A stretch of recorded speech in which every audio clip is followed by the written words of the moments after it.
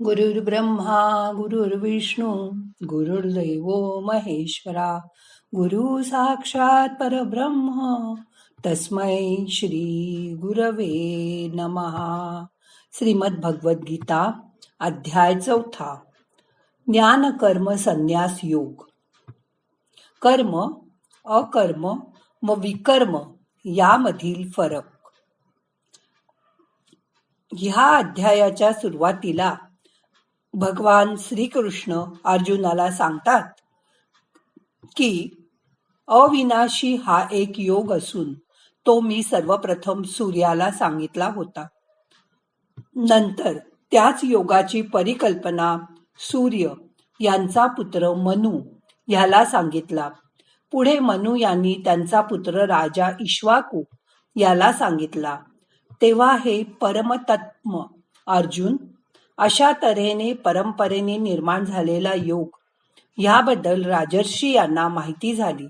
नंतर बराच काळ लोटला व या पृथ्वीवरून योग अगदी लुप्त होऊन गेला व त्या योगाबद्दल कुणालाच माहिती राहिली नाही.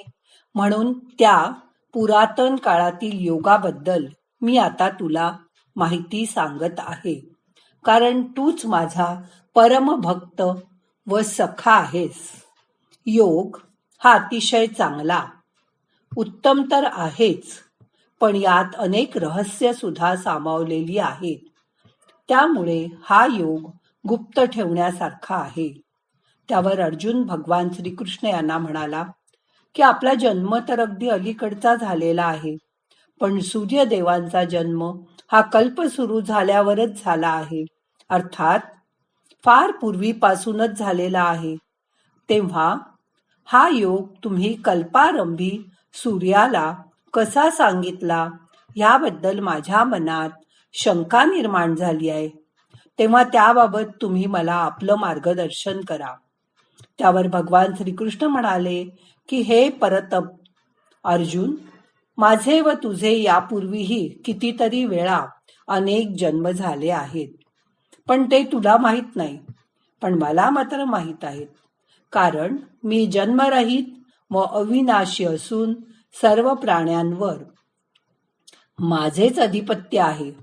मी स्वतः ईश्वर असूनही आपल्या प्रकृतीला ह्या निसर्गाला स्वाधीन करून आपल्या योगमायेने प्रगट होत असतो. तेव्हा हे भरतवंशी अर्जुन, जेव्हा जेव्हा या धर्माचा ऱ्हास किंवा विनाश होतो व अधर्म वाढत जातो, तेव्हा तेव्हा मी आपले रूप साकार करतो. याचाच अर्थ असा की मी आपला आकार घेऊन लोकांसमक्ष प्रगट होतो. सज्जनांच्या उद्धारासाठी मी प्रगट होतो. परंतु जे पापकर्म करण्यास उद्युक्त होत आहेत अशांचा नाश करण्यासाठी व धर्मस्थापनेची उत्तम प्रकारे रचना करण्यासाठी सुद्धा मी युगायुगात प्रगट होतो. तेव्हा हे अर्जुना, माझा जन्म व माझे कर्म हे दिव्य, निर्मळ व अलौकिक आहे. अशा प्रकारे ज्या कोणत्याही मनुष्याला हे तत्व माहीत आहे, तो मनुष्य आपल्या शरीराचा त्याग केल्यावर सुद्धा पुन्हा जन्माला येत नाही. तो शेवटी माझ्यामध्येच विलीन होतो. या अगोदर सुद्धा ज्यांच्या मनातील आसक्ती, भीती व राग म्हणजे क्रोध पूर्णपणे संपला होता व ज्यांच्या हृदयात माझ्याविषयी अनन्य प्रेम व भक्ती होती व ज्यांनी माझा आश्रय घेतला होता, असे अनेक भक्त जे माझ्या ज्ञानरूपी तपाने पवित्र झाले आहेत, ते माझ्या स्वरूपात विलीन झाले आहे. तेव्हा हे पार्थ, जे भक्त माझी ज्याप्रमाणे पूजा अर्चना करतात त्याप्रमाणे मी सुद्धा त्यांच्यावर त्यांच्याप्रमाणे आपली कृपादृष्टी ठेवत असतो. कारण ते मनुष्य सर्वच प्रकारांनी माझ्याच मार्गाचे पालन करत असतात. ह्या मनुष्य लोकात कर्माच्या फळाची इच्छा करणारे लोक देवतांची पूजा करतात, कारण त्यांना कर्मापासून उत्पन्न होणारी सिद्धी लवकरच प्राप्त होते. अशा तऱ्हेने ही सृष्टी रचना व इतर कर्माचा मी अधिपती असूनही तू मला अविनाशी परमात्मा व वास्तविक अकर्ताच समज.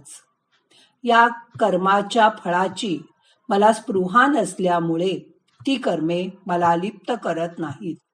अशा प्रकारे जो मला तत्वतः जाणतो त्यालाही कर्माचे बंधन होत नाही. पूर्वीच्या मुमुक्षूंनी सुद्धा अशा प्रकारे आपला विचार करून व जाणूनच कर्मे केली आहेत. म्हणून तू सुद्धा आपल्या पूर्वजांकडून परंपरागत केली जाणारी कर्मेच कर. जो मनुष्य बुद्धिवान असूनही कर्म काय व अकर्म काय याचा निर्णय घेऊ शकत नाही तो शेवटी संभ्रमात पडतो. म्हणून ते कर्माचे तत्व मी तुला नीट समजावून सांगेन. ते तुला कळले की तू ह्या कर्मबंधनातून मुक्त होशील. म्हणून कर्म काय आहे व अकर्म काय आहे याबाबत स्वरूपही माहीत करून घेतलं पाहिजे. त्याचबरोबर विकर्माचे स्वरूपही माहीत करून घेतले पाहिजे. कारण कर्माचे तात्विक स्वरूप समजण्यास कठीण आहे. जो मनुष्य कर्मामध्ये अकर्म ह्याचा वेध घेईल व अकर्मामध्ये कर्म पाहिल तो मनुष्यामध्ये सर्वात बुद्धिमान होय. आणि योगी सर्व कर्मे करणारा आहे असे समज. ज्याची सर्व कर्मे शास्त्रसंमत, कामनारहित व संकल्परहित असतात, तसेच ज्याची सर्व कर्मे ज्ञानरूपी अग्नीने जळून गेली आहेत, त्या महामनुष्याला ज्ञानी मनुष्य, पंडित व विद्वान समजतात. पण जो मनुष्य सर्व कर्मांमध्ये आणि त्याच्या फळांमध्ये आसक्ती पूर्णपणे टाकून तसेच संसारिक आश्रय सोडून देऊन सुद्धा परमात्म्यात नेहमी आसक्त असतो, तो कर्मामध्ये उत्तम प्रकारे वावरत असून सुद्धा प्रत्यक्षात काहीच करत नसतो. ज्या मनुष्याने आपले अंतःकरण व इंद्रियासह आपल्या शरीरावर पूर्णपणे नियंत्रण स्थापित केले आहे व भोग या वस्तूंचा त्याग केला आहे, असा आशाविहीन मनुष्य आपल्या शरीर संबंधाचे कर्म करत असूनही पापी होत नाही. परंतु जो मनुष्य आपल्या इच्छेशिवाय अचानक मिळालेल्या पदार्थात नेहमी संतुष्ट असतो व ज्याला मत्सर मुळीच वाटत नाही, जो सुख दुःख इत्यादी द्वंद्वांच्या वर पूर्णपणे बाहेर गेलेला आहे, असा मनुष्य सिद्धीत व असिद्धीत सुद्धा समभाव ठेवणारा कर्मयोगी कर्म करीत असून सुद्धा तो आपल्या इंद्रियांवर बांधला जात नाही. ज्याची आसक्ती पूर्णपणे नाहीशी झाली आहे, जो मनुष्य आपला देहाभिमान व माया यापासून विरक्त आहे, ज्याचे चित्त नेहमी परमात्म्याच्या ज्ञानात स्थिर आहे, अशा मनुष्यासाठी केवळ यज्ञासाठी कर्म करणाऱ्या मनुष्याची संपूर्ण कर्मे पूर्णपणे नाहीशी होतात. अशा यज्ञात अर्पण म्हणून ब्रह्म आहे व जे हवन करण्याजोगे द्रव्य सुद्धा ब्रह्म आहे. तसेच ब्रह्मरूप अशा कर्त्याच्या द्वारे ब्रह्मरूप अग्नीमध्ये आहुती देण्याची क्रियाही ब्रह्म आहे. त्या ब्रह्मकर्मात स्थित असणाऱ्या योगाला मिळण्याजोगे फळ सुद्धा ब्रह्मच आहे.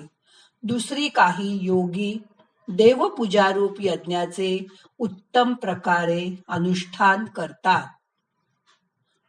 तर इतर योगी परब्रह्म परमात्मा रूपी अग्नीत अभेद दर्शन रूप यज्ञाच्या द्वारेच आत्मरूप यज्ञाचे हवन करतात. दुसरे काही योगी कान इत्यादी इंद्रियांचे संयम रूप अग्नीत हवन करतात, तर इतर योगी शब्द इत्यादी सर्व विषयांचे इंद्रिय रूप अग्नीत हवन करतात. अन्य योगी इंद्रियांच्या सर्व क्रिया आणि प्राण्यांच्या सर्व क्रिया यांचे ज्ञानाने प्रकाशित जो आत्मसंयम योग रूपी अग्नी त्यात हवन करतात. काही मनुष्य द्रव्य विषयक यज्ञ करणारे असतात. काही जण तपश्चर्या रूप यज्ञ करणारे असतात. तसेच दुसरे काही जण योगरूप यज्ञ करणारे असतात.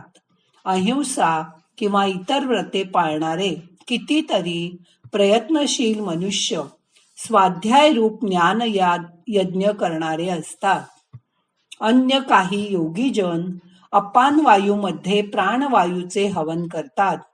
तसेच दुसरे योगी प्राणवायूमध्ये अपान वायूचे हवन करतात. त्याचप्रमाणे इतर कितीतरी नियमित आहार घेणारे प्राणायाम याविषयी तत्पर मनुष्य प्राण व अपान याची गती थांबवून प्राणाचे प्राणातच हवन करीत असतात. हे सर्व साधक यज्ञाच्या द्वारे पापाचा नाश करणारे व यज्ञ जाणणारे आहेत.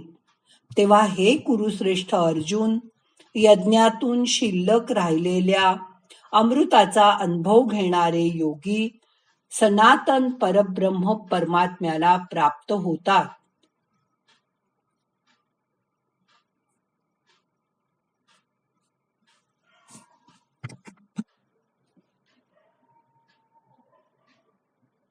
काही योगी प्राणवायूमध्ये अपान वायूचे हवन करतात. त्याचप्रमाणे इतर कितीतरी नियमित आहार घेणारे प्राणायाम याविषयी तत्पर मनुष्य प्राण व अपान यांची गती थांबवून प्राणाचे प्राणातच हवन करीत असतात. हे सर्व साधक यज्ञाच्या द्वारे पापाचा नाश करणारे व यज्ञ जाणणारे आहेत. तेव्हा हे कुरुश्रेष्ठ अर्जुन, यज्ञातून शिल्लक राहिलेल्या अमृताचा अनुभव घेणारे योगी सनातन परब्रह्म परमात्म्याला प्राप्त होतात. यज्ञ न करणाऱ्या मनुष्याला हा मनुष्य लोक सुद्धा सुखदायक होत नाही, तर परलोक कसा सुखदायक होईल? अशा प्रकारे इतरही पुष्कळ प्रकारचे यज्ञ वेदवाणीत विस्ताराने सांगितले गेलेले आहेत. ते सर्व तू मन, इंद्रिय व शरीर यांच्या क्रियांनी उत्पन्न होणारे आहेत असे समज. अशा प्रकारे तत्वतः जाणून त्यांचे अनुष्ठान केल्याने तू कर्मबंधनापासून सर्वस्वी मुक्त होशील.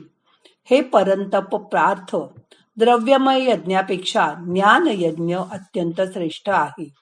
तसेच यच्च यावत सर्व कर्मे ज्ञानात समाप्त होतात ते ज्ञान तू तत्व साक्षात्कारी ज्ञानी लोकांच्याकडे संपर्क करून समजून घे. त्यांना नमस्कार कर व त्यांची सेवा कर.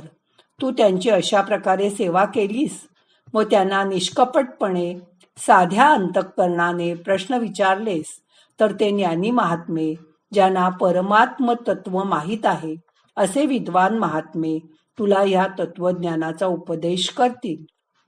तुला असे तत्वज्ञान माहीत झाल्यावर तू अशा प्रकारच्या मोहापासून दूर राहशील.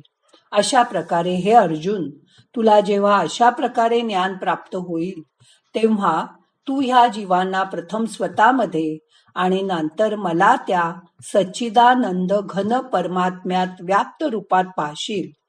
तुला कदाचित वाटेल की मी सुद्धा इतर सर्व पाप्यांहूनही अधिक पाप करणारा आहेस. तरी सुद्धा तू मला तुला प्राप्त झालेल्या ज्ञानरूपी नौकेतून, त्या संपूर्ण पापरूप समुद्रातून चांगल्या तऱ्हेने तरून जाशील. कारण हे अर्जुन, ज्याप्रमाणे प्रदीप्त अग्नी इंधनाची राख रांगोळी करतो, त्याचप्रमाणे तसाच ज्ञानरूप अग्नी सर्व कर्माची राख रांगोळी करतो. या जगात ज्ञान हे सर्वात पवित्र करणारे अस्त्र आहे. त्याशिवाय खात्रीने दुसरे काहीही नाही. ते ज्ञान कितीतरी काळाने कर्मयोग प्राप्त व अंतःकरण शुद्ध झालेला मनुष्य स्वतःच आपल्या आत्म्यात विलीन करून घेतो. ज्या मनुष्याचा आपल्या इंद्रियांवर ताबा आहे व जो साधना तत्पर आहे असा श्रद्धाळू माणूस ज्ञान मिळवतो व ज्ञान प्राप्त झाल्यावर तो तात्काळ भगवत प्राप्ती व परमशांतीला प्राप्त होतो. जो मनुष्य अविवेकी आहे व ज्याच्या मनात श्रद्धा नाही व ज्याच्या मनात नेहमी संशय असतो असा मनुष्य परमार्थापासून नक्कीच भ्रष्ट होतो. अशा प्रकारच्या संशयी मनुष्याला हा लोक परलोक व सुख यापासून अगदी दूर असतो. तेव्हा हे धनंजय, ज्यांनी कर्मयोगाच्या विधीने सर्व कर्मे परमात्म्याला अर्पण केली आहेत आणि ज्यांनी विवेकाने सर्व संशयांचा नाश केला आहे, अशा अंतःकरण स्वाधीन असलेल्या मनुष्याला कर्मे बंधनकारक होत नाहीत. म्हणून हे भरतवंशी अर्जुन, तू हृदयात असलेल्या या अज्ञानाने उत्पन्न झालेल्या व आपल्या संशयाचा आपल्या विवेकाने व ज्ञानाने व्याप्त तलवारीने नाश करून समत्वरूप कर्मयोगात स्थिर राहून युद्धाला सामोरे जा. अशा तऱ्हेने श्रीमद भगवद्गीता, उपनिषद, ब्रह्मविद्या आणि योगशास्त्राविषयी श्रीकृष्ण आणि अर्जुन यांच्यामधील संवाद असलेला ज्ञान कर्म संन्यास योग नावाचा हा 4था अध्याय येथे संपूर्ण होत आहे. श्रीकृष्णार्पणमस्तु. नाहं कर्ता हरि कर्ता, हरि कर्ता हि केवलम. ओम शांती शांती शांती.